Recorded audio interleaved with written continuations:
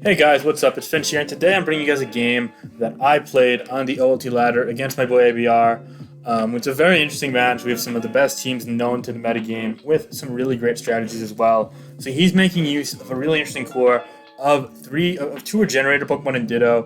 It's Toxapex plus Amoonguss plus Ditto. It's meant to increase longevity. It's really solid, whereas I'm using a Regenerator core myself with just Tangrowth and Toxapex, which also is really solid as well. All right. I assume I've scared away all the people who are like, oh, stall, blech, I don't want to watch this. Now, let's get down to business here, guys. This video is on one thing, and one thing only, as this game is just going to be in the background playing on fast. There's a certain Pokemon in the metagame right now that's really grinding my gears. You know, like a lot of Pokemon grind my gears. Like, okay, if I see a freaking Togekiss one more time and it goes Air Slash to flinches me, I'm just going to lose my shit. Like, my shirt's going to get ripped, my computer's going to get thrown, something bad is going to happen. Like, when you least expect it, it's going to just flinch your shit. Real bad, not good. So, yeah, but nah, it's not like that kind of annoyance. We're like, okay, at least you could deal with it. You know, bring a right beer, bring a zero, or bring a Triangle, whatever. You could deal with it. No big deal. But there's certain Pokemon that I might even be using a black Tangrowth set to trap as we speak, as we watch this game right now, that are just so ridiculous in this metagame. Now, see, last generation, the Pokemon in question, Toxapex, which is a subject of this video, was kept in check largely in part because the metagame had a certain set of counterplay or ways to abuse it both offensively and defensively that made it so that while Toxic was still a great Pokemon, a good utility, it was easy to abuse. Let's go through some examples.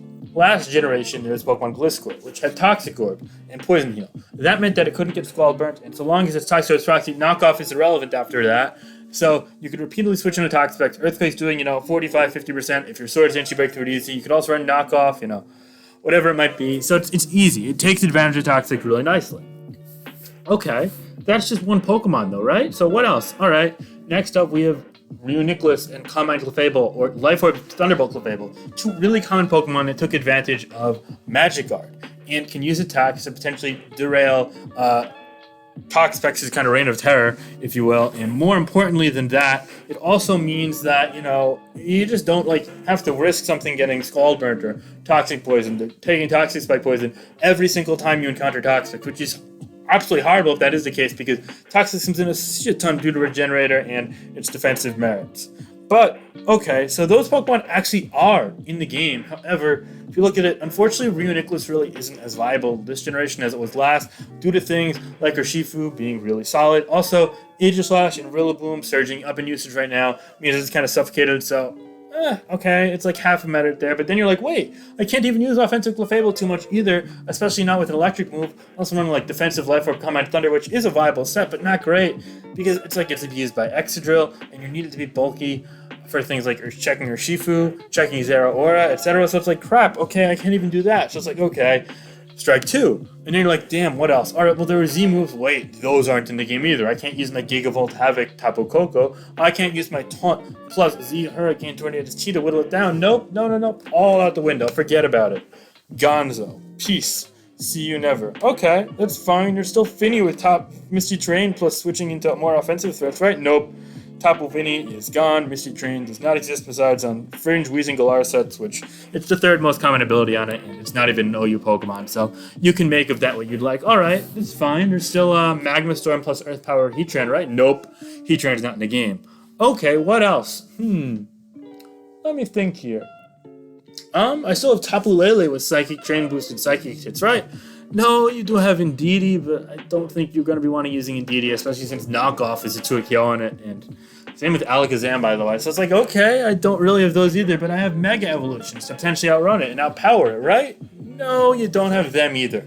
So then you're like, wait a minute. You're telling me that all the things from last generation that manhandled, abused, took advantage of, beat, or simply forced out Toxapex aren't in the metagame anymore, or are, but and much different, less effective against Toxapex roles? And the answer to that question is largely yes. That is in fact the case. Congratulations for coming to the realization that I have been at. And does that worry you about Toxapex? One might ask as a follow-up question. Well, initially no. I thought it was fine. And then I started using it. And then I started using it even more. And then I was like, you know what? Wait a damn minute. Toxapex in this metagame right now. What? Really? How do you what? How do you abuse it? How do you beat it down consistently without risking status, knockoff, being crippled, What's the deal? And what's the point in not using Toxapex if it's that good? The answer to your question is the point in not using Toxapex is using like a hyper-offensive team or a specific balance that it doesn't fit in. And that probably is going to constitute, 60% of teams. But there's a lot of teams that are just like, there's no point not using Toxapex. Like on these stall teams, why the hell wouldn't we use Toxapex? It can fit into our defensive scheme easily.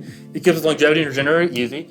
Knockoff, Scald, forces burns, and item displacement easy. Haze to block things like Combine Clef easy. It's like, why the hell not? It offers so much. And it's like, wait a minute. So, you're telling me that a Pokemon with the most, if not the most, and one of the most defensive utility-like presences in the metagame, one of the best defensive and utility Pokemon in the metagame, also is one of the best Pokemon to use defensively in terms of fitting onto defensive schemes, in terms of kind of checking things off in the team building checklist. It's a close combat resist, and I can take a Wicked Blow from our Shifu. Okay, great. You can check Combine plus Flamethrower Clefable. Amazing.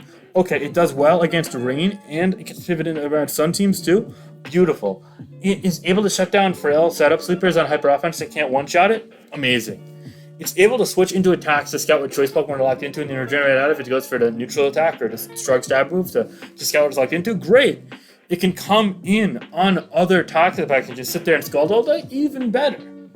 And it can also force Scald burns and knock off items, potentially set up Toxic Spikes, go for Haze, and Toxic. Like, what can't this Pokemon do? And now I get it. There are some counterpoints. There are some things I said right there that, while true individually, can't be true together. You can only run 4 moves. You can only run so many EVs. You can only use it with a select number of Pokemon. I get it. Toxapex teams do tend to have a certain vibe to them. I get it. I really do. I get it. Toxapex is limited just like any other Pokemon. But that doesn't stop other Pokemon that are broken from being broken.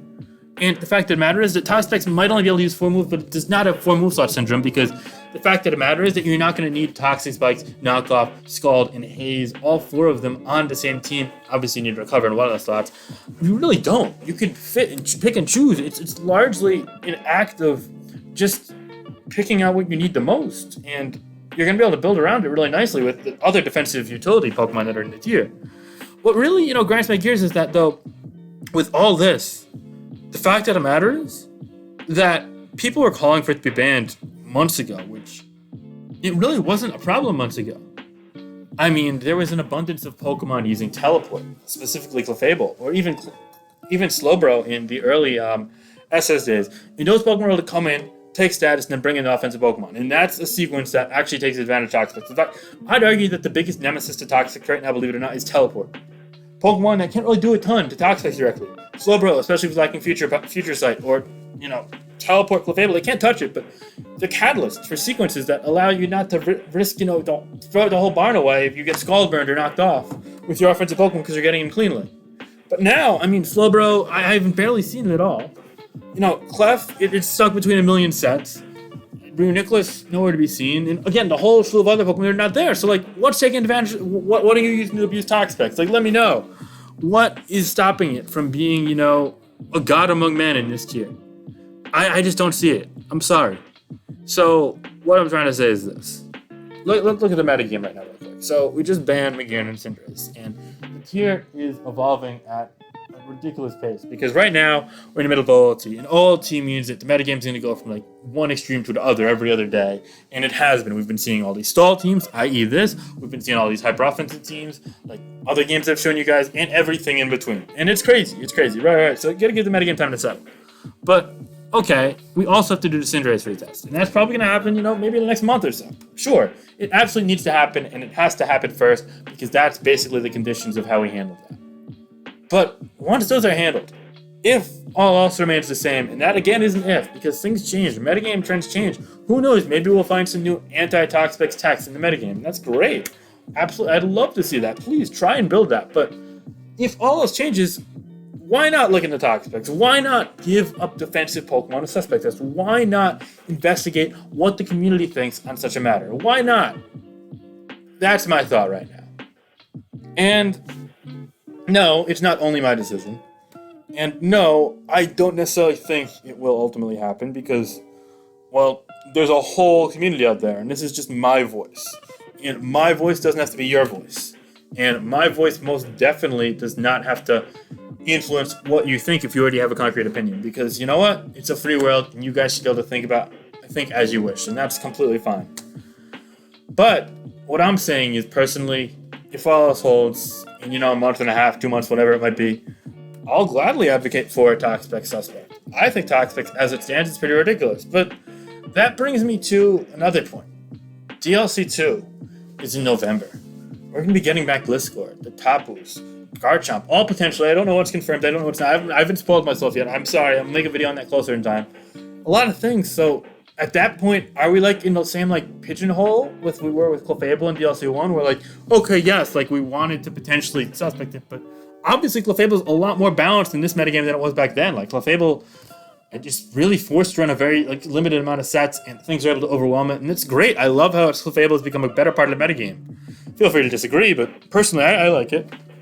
So now we're like, wait a minute, like, do we want to act on it? Do we not want to? And it's a whole discussion. And I'm just saying right now, I don't want to get into politics. I don't want to get into timing. I just, it's too much for me. I'm a player of the game, and I enjoy the game, and I enjoy the community. And in my eyes, the game would be better right now if Toxic wasn't in tier, but we also wouldn't be fair or appropriate in acting on it right now. So let's go a step further. Let's go a step further, if you will.